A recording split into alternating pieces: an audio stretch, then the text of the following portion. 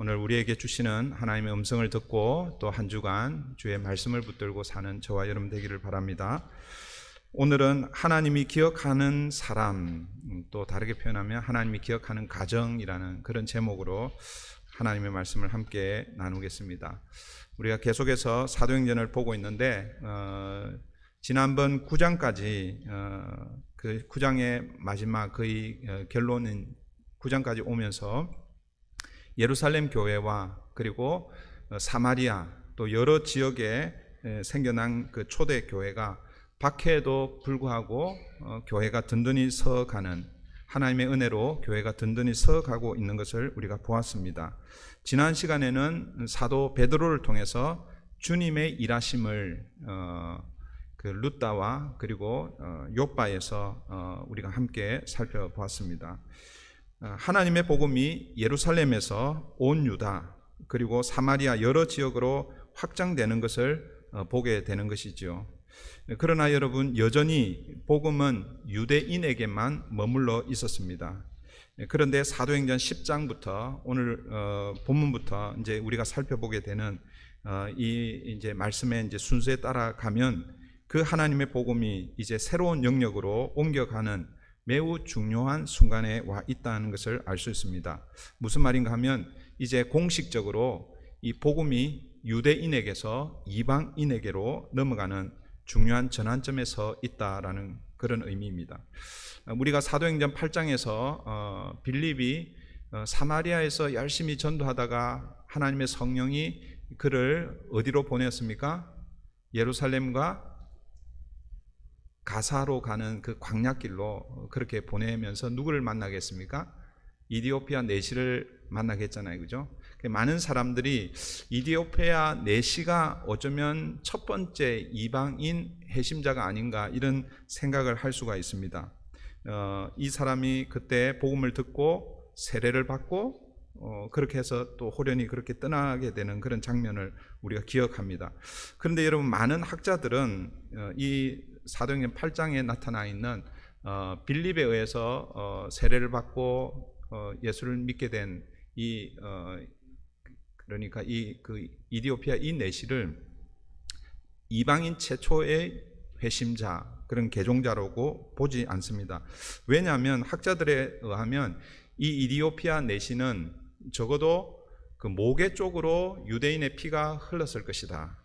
만약 그렇지 않다면 이방인이었지만 어떤 통로인지는 모르지만 유대인으로 개종한 이방인이었을 것이다 라고 그렇게 학자들은 이해합니다.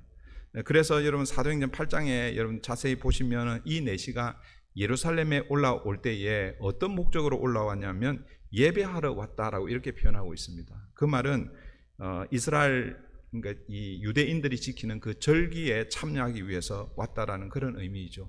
그가 모계로 유대인의 피를 가지고 있지 않았다면, 혹은 이방인이지만 유대인으로 개종하지 않았다면 그런 목적으로 예루살렘에 올 리는 없었을 것이다 라고 그렇게 보는 것이죠.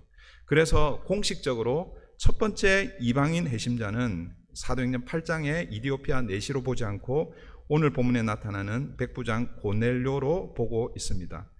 1절, 2절은 이 고넬료가 어떤 사람인지 우리에게 소개해주고 있죠. 1절은 고넬료 출신, 신분에 대해서 소개합니다. 1절을 한번 보십시오. 1절, 가이사라에 고넬료라 하는 사람이 있으니 이달리아 부대라 하는 군대의 백부장이라.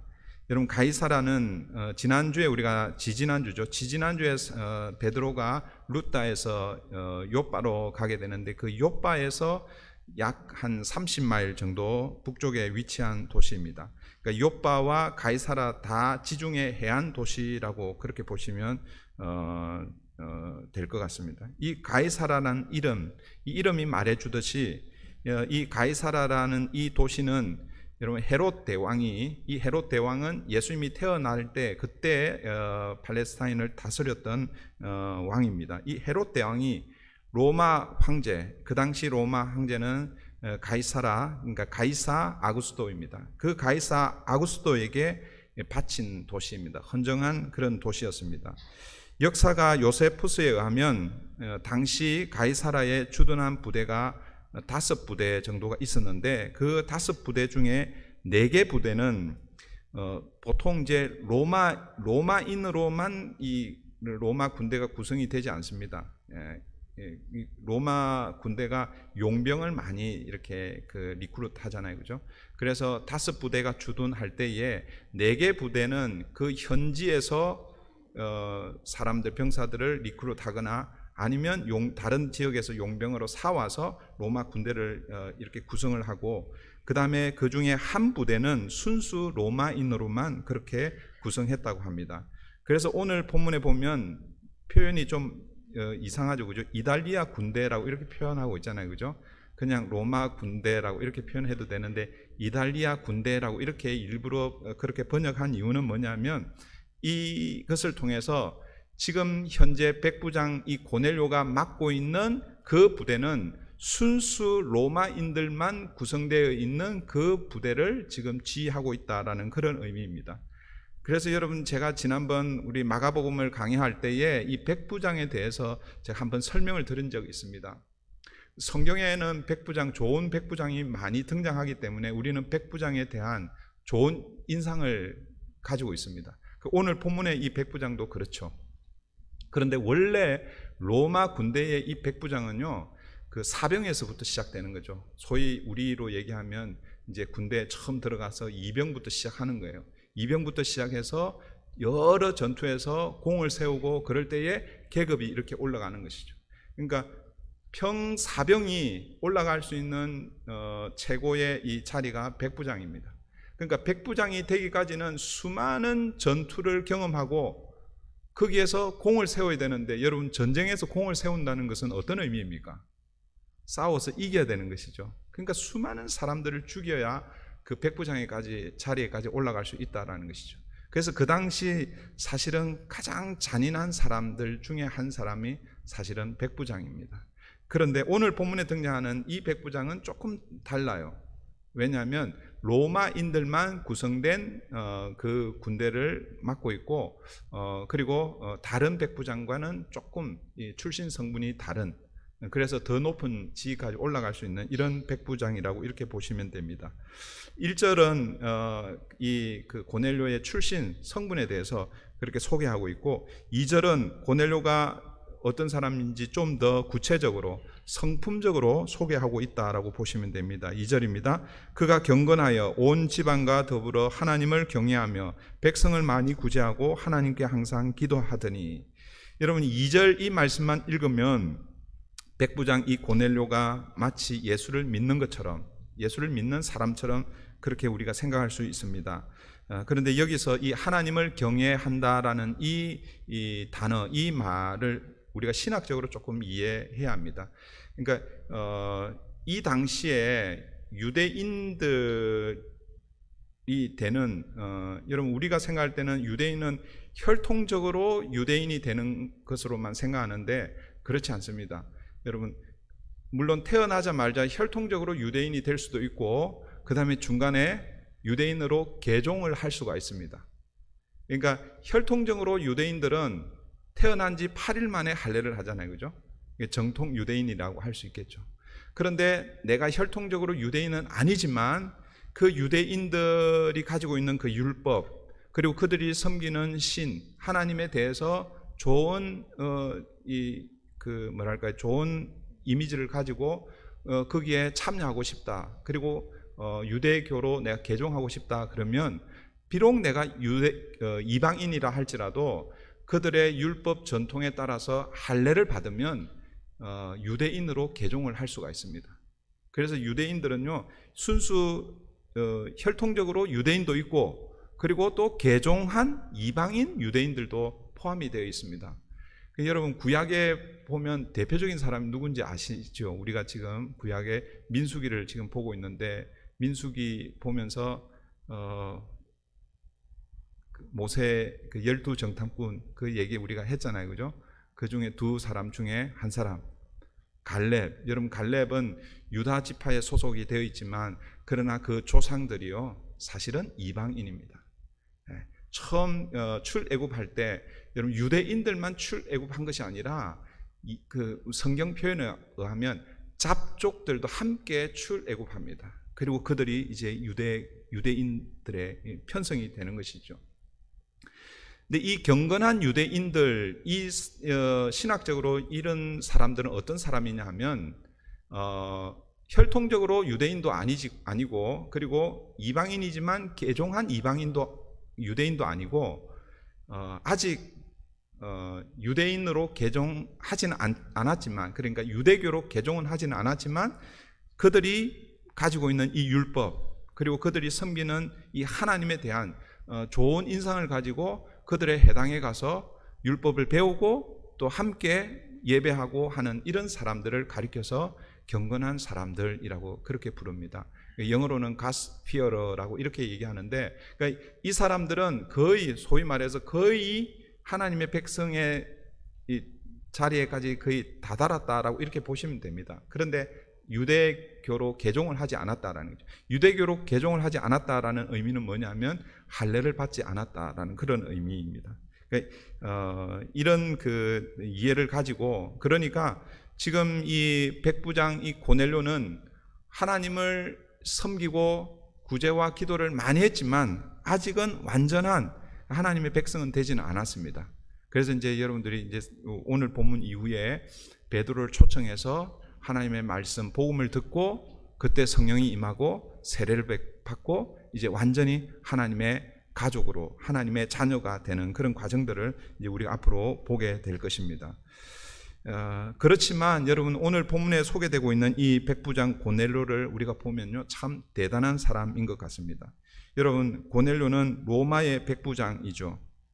그러니까 이 유대인들을 다스리는 그러니까 지배 민족으로 지금 와 있는 것입니다. 그런데 피지배 민족의 회당에 가서 율법을 배우고 그들이 섬기는 하나님을 경외한다, 이런 것은 사실은 쉬운 일이 아닙니다. 여러분, 피지배 민족이 섬기는, 그러니까 지배 민족과 피지배 민족, 지배 민족은 어떤 걸 가지고 있습니까? 우월감을 가지고 있잖아요, 그렇죠? 모든 면에서 그들이 가지고 있는 문화나 어떤 뭐 전통이나 이런 모든 면에서 또 우월적인 그런 그 우월감을 가지고 있는데, 그런 지배 민족이 피지배 민족의 문화와 전통, 특별히 그들이 섬기는 하나님을 함께 섬긴다, 이게 쉬운 일이 아닙니다. 예를 들면 우리 민족도 일본의 35년 일제 시대를 우리가 경험했잖아요, 그죠? 조선 그 한양에 조선 총독부가 있었고, 여러분 한번 생각해 보세요. 일본에서 파견된 일본군 장교가 그 중에 어떤 한 사람이 조선의 문화와 전통, 이게 너무 좋은 거예요. 그걸 배우고 있는 거예요. 배우고 뿐만 아니라 조선이 가지고 있는 고유 신앙, 그걸 함께 그걸 따라간다라고 한번 생각해 보세요. 그게 쉬운 일이 아닙니다. 그런데 고넬료가 그런 사람이라는 것이죠. 더구나 고넬료는 하나님을 경외하는 것이 우리가 생각하는 말로만 그냥 겉으로 드러나는 그 정도가 아닌 것이죠. 오늘 본문에 의하면 백성을 많이 구제하고 하나님께 항상 기도했다라고 이렇게 말씀하고 있습니다. 오늘 본문은 이 고넬료가 기도하는 사람이었는데 기도할 때 일어난 일을 이제 소개하고 있죠. 3절을 한번 보십시오. 하루는 제 9시쯤 되어 환상 중에 밝히 봄에 하나님의 사자가 들어와 이르되 고넬료야 하니. 고넬료가 이 유대인의 전통에 따라서 기도하고 있는데, 언제 기도하고 있습니까? 제 9시쯤에 기도하고 있습니다. 여러분, 우리가 복음서를 통해서 설명을 드릴 때 유대인들이 적어도 하루에 3번 기도한다고 그랬죠. 그 기도 시간이 3시, 6시, 9시, 9시입니다. 근데 성경에 나타날 때에 여기 몇 시간을 더 하라고 그랬어요?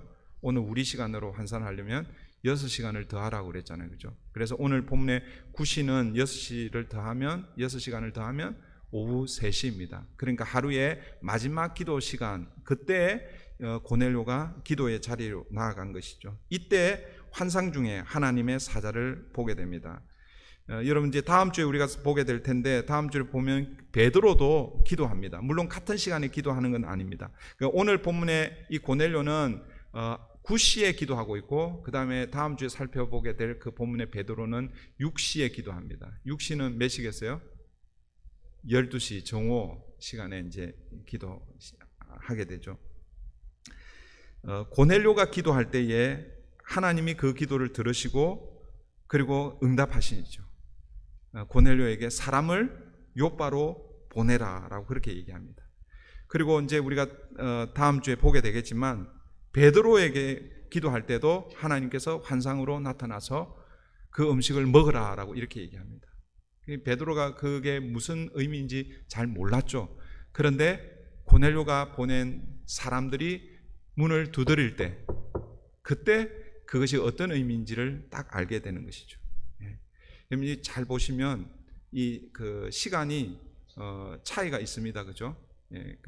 아까 제가 요빠에서 그 가이사라에서 요빠까지 그러니까 사람들이 가려면 이제 남쪽으로 내려가야 되거든요. 30마일이에요, 30마일.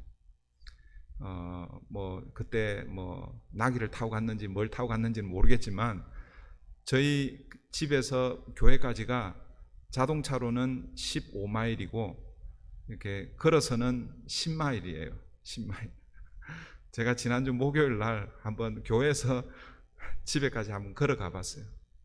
오후 4시에 출발하니까 저녁 7시 30분에 도착하더라고요. 3시간 반 정도 걸렸어요. 10마일을 그렇게 걸으니까 3시간 반 걸렸어요. 그런데 30마일을 걸었으니까 거의 한 10시간이 좀 넘었던 것 같습니다. 어쨌든 보시면 하나님께서 이 고넬료가 기도할 때에 환상으로 만나주시고 그리고 베드로가 기도할 때 환상으로 만나주시고 그리고 사람을 보내어서 30마일 가서 곧 베드로가 기도하는 그 시점에 딱 도달할 수 있도록 그렇게 하나님께서 시간을 맞추어 주신 것이죠. 절묘한 타이밍이죠, 타이밍. 기도할 때 이런 일이 일어나는 것입니다. 저는 어제 저녁에 이 말씀을 보면서 우리에게도 이런 일이 일어났으면 참 좋겠다 이런 생각이 들었어요. 지금 고넬료에게 하나님께서 응답하실 때 기도할 때에 하나님 응답하시고 베드로도 그 기도 시간에 기도할 때에 베드로가 처음에 두 번째 세 번째 계속해서 거절하지만 그러나 뭐예요? 어쨌든 그 기도를 통해서 두 환상 가운데서 하나님의 목적이 딱 만나고 있다라는 것이죠. 여러분 교회의 중요한 일을 놓고 기도할 때에 목회자나 혹은 우리 교회 리더들이 그리고 또 여러 성도들이 어떤 중요한 일을 놓고 기도할 때에 하나님이 같은 마음을 주셔서 그 일을 이 일이 하나님의 뜻이구나라고 함께 한 마음으로 일할 수 있는 그런 은혜. 우리가 이거는요 기도하지 않으면 이런 일은 일어날 수 없습니다. 기도하지 않으면 다 뭐예요? 그냥 사람들이 그냥 사람이 계획해서 사람 생각대로 내 경험대로 혹은 비즈니스 운영하던 그 기법, 그 기술 가지고 일하게 되는 것입니다. 기도해야 뭐예요? 하나님이 일하시고 하나님이 역사하시는 것이죠. 여러분 사도행전 13장에 가면 이런 일이 정확하게 일어납니다. 어느 교회에 일어나냐면 안디옥 교회에서 일어나죠.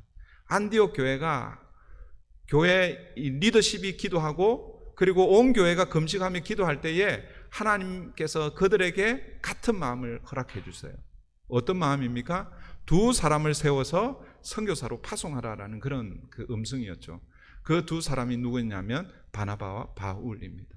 여러분 안디옥 교회에 어떻게 보면 담임 목사가 바나바였고 그리고 거기 5명인가요? 하여튼 리더들 세우는데 뭐 오늘 우리로 얘기하면 5명의 부목사가 있다라고 이렇게 보시면 그 중에서 가장 유능한 담임 목사 바나바와 그리고 아직까지는 사울이죠. 그 사울을 뽑아서 뭐예요? 복음을 위해서 안디옥 교회가 선교사로 보내고 있는 것입니다. 그게 쉬운 일이 아니죠. 그런데 가능한 이유는 무엇입니까? 그들이 금식하고 함께 기도할 때에 하나님께서 같은 마음을 주셨기 때문에 그게 가능한 것이죠. 만약에 예를 들어서 리더십은 기도를 하고 하나님 응답을 받았습니다. 그런데 우리 교회나 혹은 성도들이 기도를 하지 않았어요. 하나님 응답을 받지 못했습니다. 그런데 여기서 뭐 하자고 그러면 어떻게 되겠어요? 공방이 일어나겠죠. 이거는 이래서 저거는 저래서 그러면 하나님이 일을 제대로 할 수 없다라는 것이죠. 그런데 함께 기도할 때에 같은 마음을 허락하니까 그 일을 하게 되는 것이죠. 사랑하는 성도 여러분, 우리 브릿지 교회에 분명히 하나님이 가지고 계신 계획, 뜻이 있을 줄 믿습니다. 만약에 그런 계획, 뜻이 없으면 우리 교회는 그냥 해산하는 게 낫죠, 그죠? 네. 우리는 이제 사명을 다했습니다. 그렇게 하고 딱 해산하고 또 사명이 있는 교회로 가는 것이 맞습니다. 그러나 지금까지 교회가 존재하는 이유는 하나님께서 우리에게 사명을 주셨다라는 것이죠. 그 사명은 함께 기도할 때 하면서 이루어 가야 한다는 것입니다. 저는 우리 교회 안에도 이런 일이 일어나기를 소원합니다. 4절 5절입니다. 아멘 하신 분들이 한 3명 정도. 4절 5절 보십시오.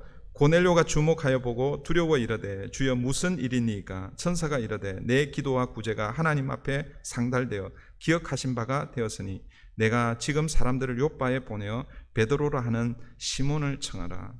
여러분, 저를 위해서 좀 기도해 주십시오. 제가 눈이 잘 안 보여요.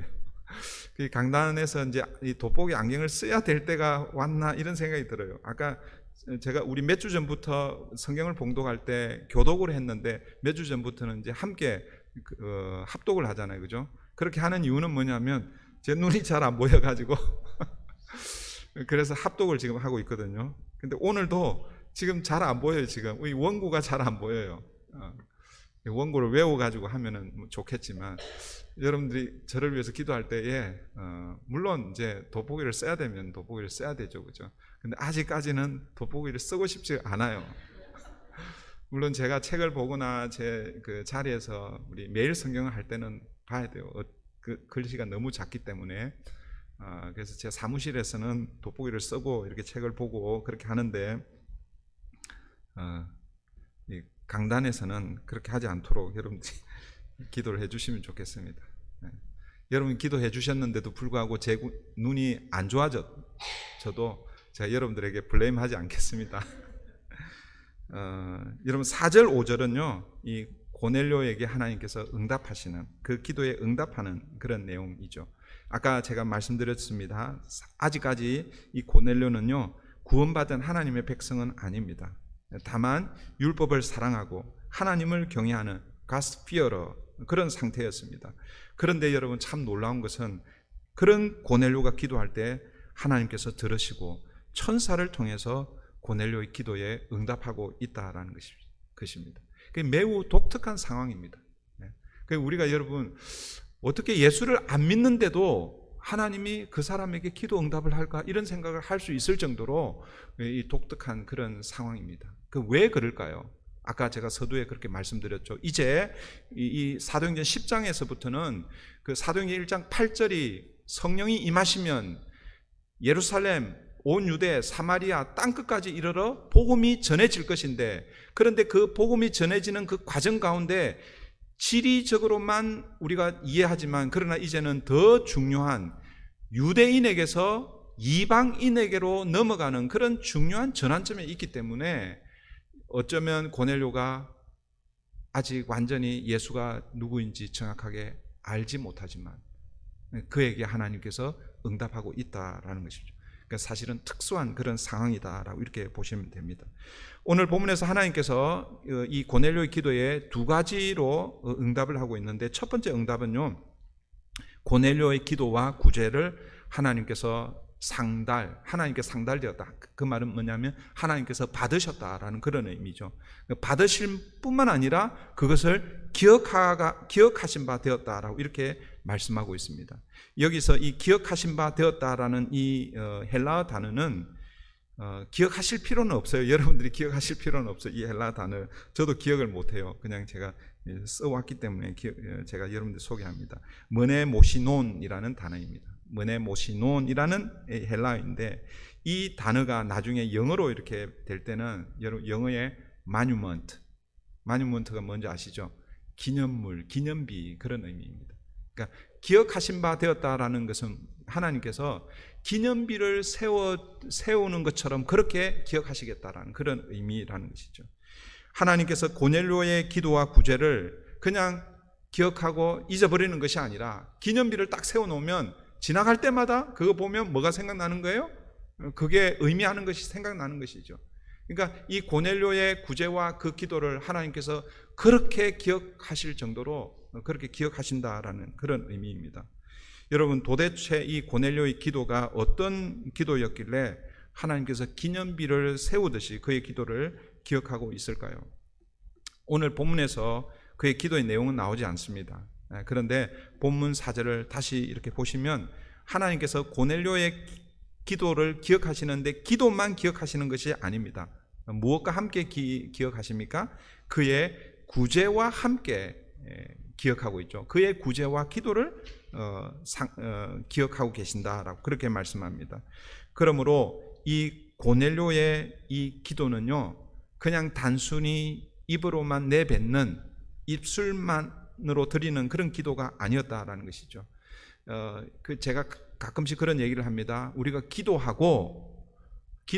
만약에 기도했다면 기도하는 대로 살아야 되는 거예요. 그러니까 학생이 그런 예를 제가 여러 번 드렸는데, 학생이 공부를 잘하게 해달라고 하나님께 기도했다면, 내가 하나님께 기도했기 때문에 나는 저절로 공부 잘할 거라고 그렇게 생각하면 안 되는 거죠. 그죠? 하나님께 공부를 잘하게 해달라고 기도했다면 어떻게 해야 되는 거예요? 그 다음에 뭐예요? 기도해야 되는 것이죠. 또 이런 예도 드렸죠. 복권에 당첨되게 해달라고 열심히 하나님께 기도했다면 그 다음에 또 뭐 해라고요?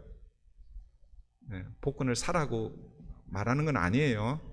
오해하시면 안 됩니다. 여러분, 로또 당첨되게 해달라고 열심히 기도하는데 근데 로또를 사지를 않아. 제가 뭘 말씀드리려고 하냐면, 여러분, 우리가 기도하면 내가 기도한 그 내용이 무엇인지를 기억하고 그대로 살아내려고 애를 써야 한다라는 것이죠. 오늘 본문에서 하나님께서 이 고넬료의 기도를 들으시고 기억하셨다라는 것은 그것뿐만 아니라 그의 구제도 함께 들으시고 그렇게 기억했다라는 것이죠. 그 말은 뭐냐면, 기도는 고넬료가 어떤 기도의 내용을 했는지는 우리가 잘 모르지만 그의 구제를 통해서 그가 어떤 마음으로 구제했는지를 우리가 짐작할 수 있다라는 것이죠. 무슨 말인가 하면, 이 구제로 번역되고 있는 이 헬라어는요, 이 단어도 제가 소개만 하는데 여러분 기억하실 필요는 없어요. 엘레에모시네라는 단어입니다.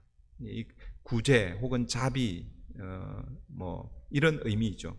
그런데 여러분, 이 단어는요, 단순히 구제 행위 그 자체를 의미한다기보다는 사람을 구제하려고 하는 그 자비로운 마음, 긍휼한 마음을 일컬을 때 사용하는 단어가 바로 엘레에모시네라는 단어입니다.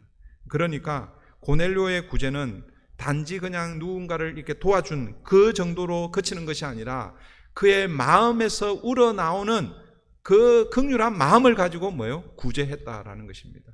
그러니까 우리가 그럴 수 있잖아요. 그죠?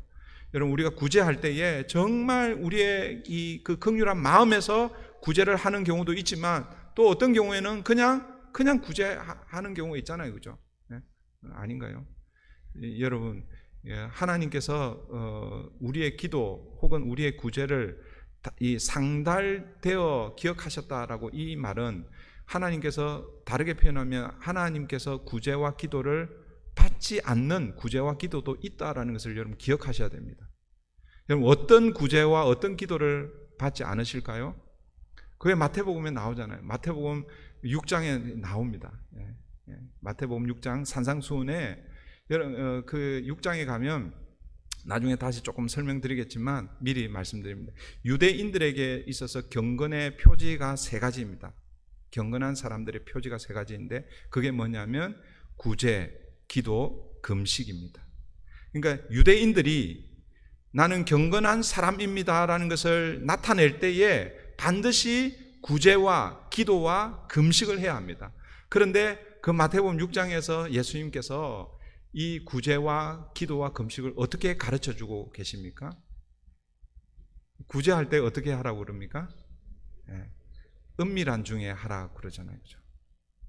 그 말은 뭐냐면, 오늘 본문에 비추어서 보면 그 마음에서 우러나오는 그런 긍휼한 마음으로 하고, 오른손이 하는 것을 왼손이 모르게 그렇게 할 때에 하나님께서 그 구제를 받으신다라는 거예요. 그런데 사람들이 자기를 드러내고 자기를 자랑하고 하면서 그렇게 하는 그 구제는 하나님이 상대적으로 받지 않으신다라는 거죠. 기도도 마찬가지죠. 기도도 이방인들처럼 중언부언하지 말라라는 것이죠. 그런 기도는 하나님이 듣지 않는 기도라는 것이죠. 어떤 기도를 하나님 들으신다고 말씀하십니까? 하나님은 은밀한 중에 들으신다 말씀하셨기 때문에. 그래서 뭐예요? 골방에 들어가서 은밀한 중에 들으시는 하나님께 기도하라라고 그렇게 말씀하고 있습니다. 그 말은 하나님이 들으시는 기도가 있고 듣지 않는 기도가 있다라는 것입니다. 금식도 마찬가지죠. 그러니까 여러분 오늘 이 본문에서 이 고넬료가 그가 구제하고 기도했다고 했을 때 그때 그것을 하나님이 들으셨다라는 것은 그가 단순히 입으로만 기도하는 것이 아니라 그의 마음에서 우러난 기도를 그렇게 했다라는 것을 우리가 알 수 있습니다. 그리고 그럴 때에 하나님은 그의 기도와 구제를 받으시고 기억하셨다라고 말씀하고 있습니다. 사랑하는 성도 여러분, 저와 여러분이 새벽마다 하나님 앞에 드리는 기도가 있죠. 또 혹은 여러분들이 정해놓은 그 시간에 맞추어서 하나님 앞에 드리는 기도가 있을 것입니다. 그때 엎드려 주님 앞에 기도할 때에 여러분 어떻게 되었으면 좋겠습니까? 하나님이 기억하면 좋지 않겠어요, 그죠? 또는 여러분들이 베푸는 선행과 구제가 여러분 그냥 그저 이렇게 지나가는 것이 아니라 정말 그것을 통해서 하나님께서 기념비로 삼을 만큼 하나님 기억하시는 그런 구제, 선행이 되면 좋겠습니다.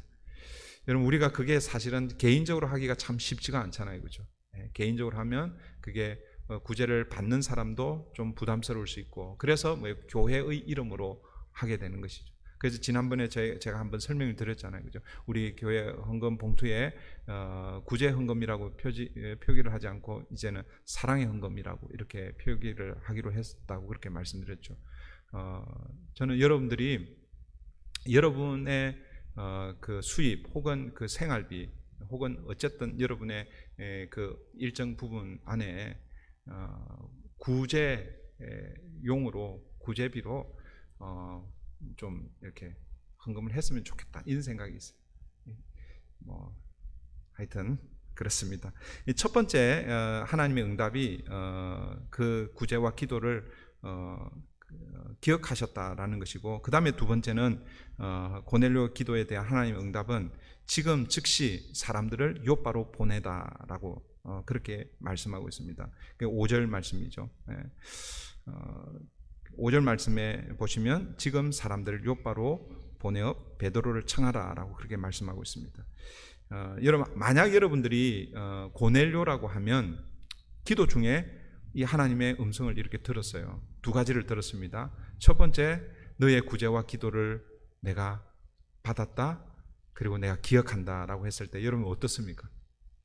굉장히 아마 하나님이 내 기도를 들으시는구나, 내가 베푸는 남들 모르게 베푸는 이 선행을 하나님 기억하시는구나, 그런 생각이 들 수 있지 않겠어요, 그렇죠? 그런데 또 다른 한편에서 지금 사람을 요바로 보내어 베드로를 청하라고 하는데 그런데 이유를 설명해 주지 않습니다. 왜 그렇게 해야 되는지 설명을 하지 않습니다. 여러분 베드로를 청할 때도 마찬가지죠. 나중에 보면 베드로를 청할 때가 아니라 베드로에게도 하나님께서 요바로 가라라고, 요바가 아니죠, 가이사라 이 백부장 이 고넬료 집에 보내려고 하시는데 베드로도 사실은 그게 무슨 뜻인지 잘 이해를 못합니다. 이런 거 보면서 여러분 하나님의 일하심은요 우리가 이해하는 것 다 이해하는 것처럼 그렇게 이렇게 하시지 않을 때가 있다라는 것이죠. 이게 하나님의 일하심의 방법 중에 하나다라는 것입니다. 우리가 생각할 때는 하나님이 처음부터 끝까지 A to Z 일일이 다 이렇게 가이드라인을 해주셔가지고 명확하게 이렇게 보여주시면 참 좋겠는데 그런데 그렇지 않을 때가 있다라는 것입니다. 여기서 중요한 영적 원리를 우리가 보아야 합니다. 다르게 표현하면 순종의 원리라는 것이죠. 여러분 우리가 하나님의 뜻을 분명하게 알고 깨닫고 순종하면 참 좋겠습니다. 그러나 어떤 때는 그렇지 않을 때가 있다라는 것이죠. 하나님의 뜻이 분명하지 않을 때가 있다라는 것이죠.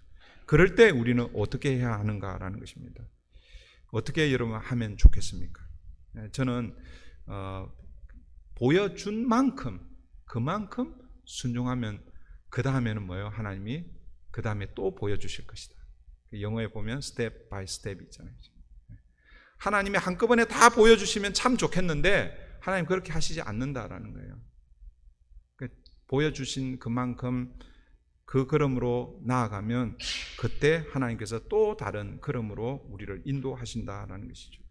여러분 시편 119편 105절 말씀, 여러분 매일 성경을 갖고 계신 분들은 아시겠지만 이 매일 성경의 이 주제 말씀입니다. 그래서 매일 성경 우리 5월 6월 달 그 매일 성경을 보시면요, 이 말씀이 아주 작은 글씨로 어딘가에 이렇게 기록이 되어 있어요. 한번 보세요. 시편 119편 105절입니다. 그 말씀 여러분들 잘 아는 말씀입니다. 주의 말씀은 내 발의 등이요 내 길의 빛이니이다. 여러분 하나님의 말씀을요 비유를 하고 있는데 어떻게 비유하냐면 등으로 비유하고 있고 빛으로 비유하고 있습니다. 그런데 이 등이 어떤 등입니까? 내 발의 등이라고 이렇게 표현하고 있죠. 여러분 내 발의 등이라 이 말은 뭐냐면 내가 걸어가는 그 발걸음 그 몇 걸음 정도 밝혀주는 등이다라는 그런 의미입니다. 그 등에서 나오는 빛, 내 길을 비춘다라는 그런 의미인 거죠. 우리가 생각할 때는 요즘 뭐 강력한 그런 헤드라이트 이런 건 앞에 뭐 장애물이 없으면 어떤 거는요 1km까지도 이렇게 보여집니다. 우리가 생각할 때는 하나님의 뜻, 하나님의 말씀을 통해서 내 길이 그냥 한 1km 아니면 뭐 10년 이상 이렇게 쫙 이렇게 펼쳐지면 좋겠다 이런 생각 혹시 할지 모르겠는데, 그런데 하나님 그렇게 우리를 인도하시지 않는다라는 거예요. 하나님 우리를 인도하실 때 어떻게 인도하신다고요? 내 발의 등처럼 몇 걸음 정도 인도하신다라는 것이죠. 사랑하는 성도 여러분, 이것은 어떤 의미겠습니까? 하나님께서 한꺼번에 내 인생의 뜻을 다 가르쳐 주시는 것이 아니라 순간순간 한 걸음 한 걸음 매일매일의 삶에 하나님께서 빛을 비춰주시겠다라는 그런 의미죠. 그 말은 우리가 매일매일 하나님 말씀을 붙들고 살아야 한다는 그런 의미입니다. 여러분 매주일 예배가 필요한 이유가 바로 여기에 있는 것이죠. 제가 여러 번 말씀드렸죠. 여러분 하나님의 우리가 은혜를 받고 살 때에 그 하나님의 은혜가 한 번으로 족하면 사실은 여러분 올해는 2023년 그 첫 주가 1월 1일이었거든요. 1월 1일 그때 받은 그 은혜로 1년을 살 수 있으면 죄송한 얘기지만 여러분 1년 동안 예배 안 드려도 돼요. 그 은혜를 그냥 그대로 계속해서 유지해서 살 수 있으면. 그런데 하나님의 은혜는 그렇지 않다라는 것입니다. 물론 하나님의 은혜는 우리가 예수 믿는 순간 그리고 하나님 부르시는 그날까지 계속해서 하나님의 은혜가 지속이 됩니다. 그러나 단번의 은혜로 그렇게 되는 것이 아니라는 거예요. 매 순간순간 매 걸음걸음마다 매일매일 삶에서 하나님의 은혜가 필요한 것입니다. 그래서 주일 예배가 필요한 것이고, 그래서 매일 새벽마다 우리가 말씀을 묵상하는 이유가 여기에 있는 것입니다. 지난달 우리 매일 성경 주문이 45권인가 그랬어요. 45권. 저는 우리 교회 성도님들 모두가 다 매일 성경을 다 주문했으면 좋겠어요. 일단 매일 성경을 안 보시더라도 일단 사기나 하십시다. 사서 들고, 안 보더라도 들고 다니. 제가 5불이라고 그랬죠. 원래는 7불, 8불 해야 되는데 교회에서 나머지는 이렇게 보조하기 때문에 2달치 5불 내고 좀 사서 이렇게 좀 들고 다니시면 좋겠어요. 그러다가 보면 보게 될 줄 믿습니다.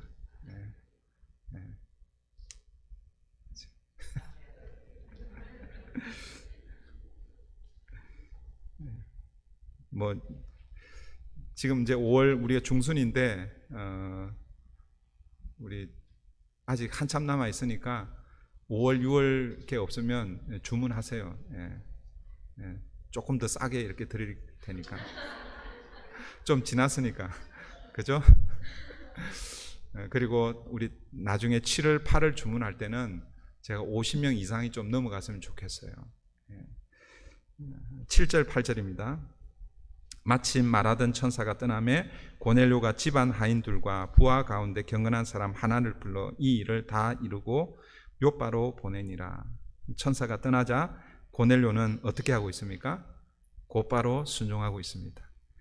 베드로를 왜 청해야 되는지 이유를 알아요, 몰라요? 몰라요. 그런데 하나님께서 천사를 통해서 사람들을 보내어서 베드로를 데려오라 하니까 그것만큼만 지금 순종하고 있는 것이지요.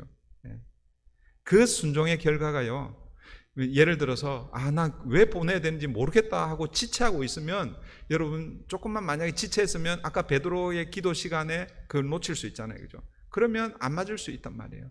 그런데 즉각적으로 순종하니까 하나님께서 그 타이밍을 딱 맞춰서 베드로가 오게 되죠. 베드로 오고 난 이후에 어떤 일이 일어납니까?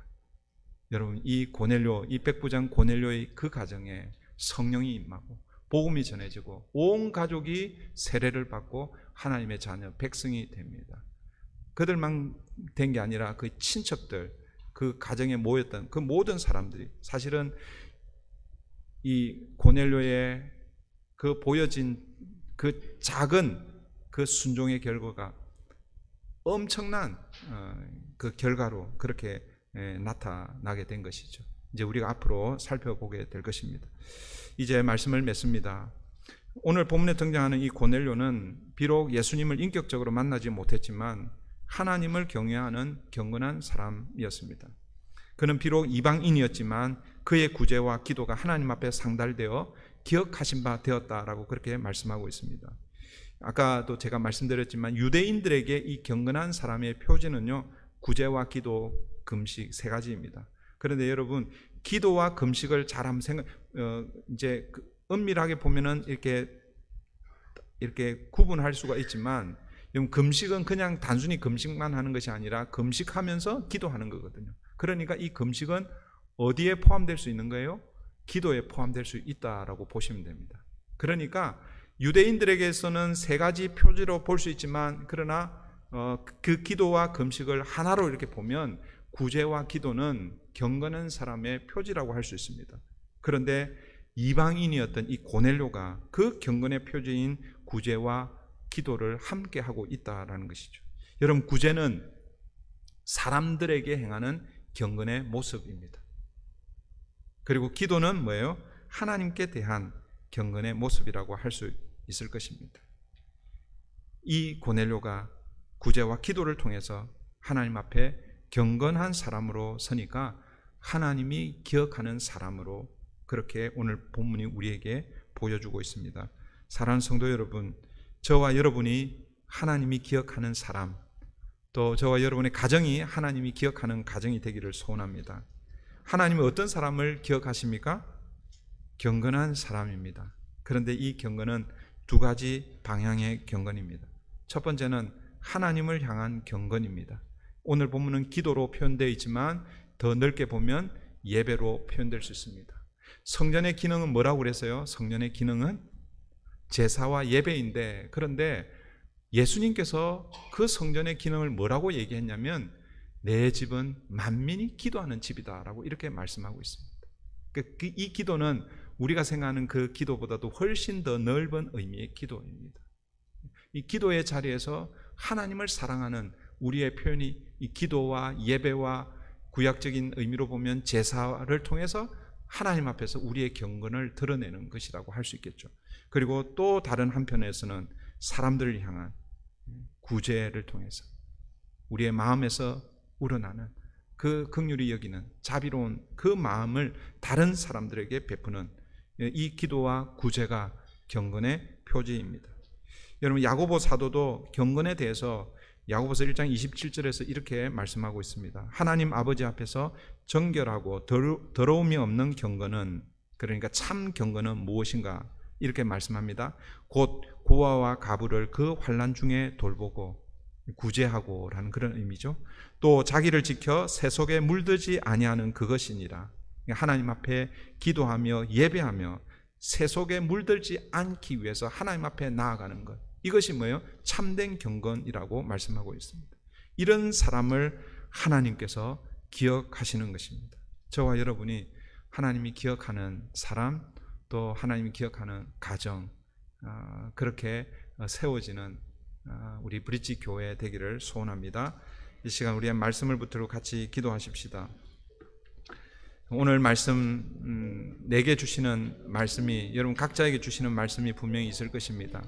전체적인 내용은 오늘 고뇌를 통해서 하나님은 경건한 사람이 어떤 사람인지를 우리에게 소개해 주고 있습니다. 하나님을 향한 경건의 모습과 또 사람들을 향한 경건의 모습, 바로 기도와 구제입니다. 오늘 우리의 기도 생활, 예배 생활은 어떠한지, 혹은 다른 사람을 향한 우리의 이 마음은 어떠한지를 좀 돌아보기를 원합니다. 결국 이것은 하나님을 사랑하고 이웃을 사랑하라고 말씀하신 이 주님의 이 두 계명이 오늘 본문의 전체에 흐른다라고 이렇게 볼 수 있을 것입니다. 나는 하나님을 열심히 사랑하는데, 기도는 열심히 하고 예배는 열심히 드리는데 다른 사람들에 대한 배려는 혹시 없지는 않습니까? 혹은 다른 사람에 대해서 구제하고 열심히 하지만 내 기도 생활이나 혹은 예배 생활은 좀 부족하지 않은지 돌아보고, 하나님, 이 고넬료, 비록 이방인 고넬료였지만 그가 하나님 앞에서 그의 경건한 모습이 하나님 앞에 기억되신 바 된 것처럼, 하나님, 우리의 기도 생활과 또 이 경건 생활이 하나님 앞에 기억되는 그런 하나님의 사람들 다 될 수 있도록 말씀을 붙들고 우리 같이 기도하겠습니다. 좋으신 하나님, 감사합니다. 5월 가정의 달을 맞이해서 하나님이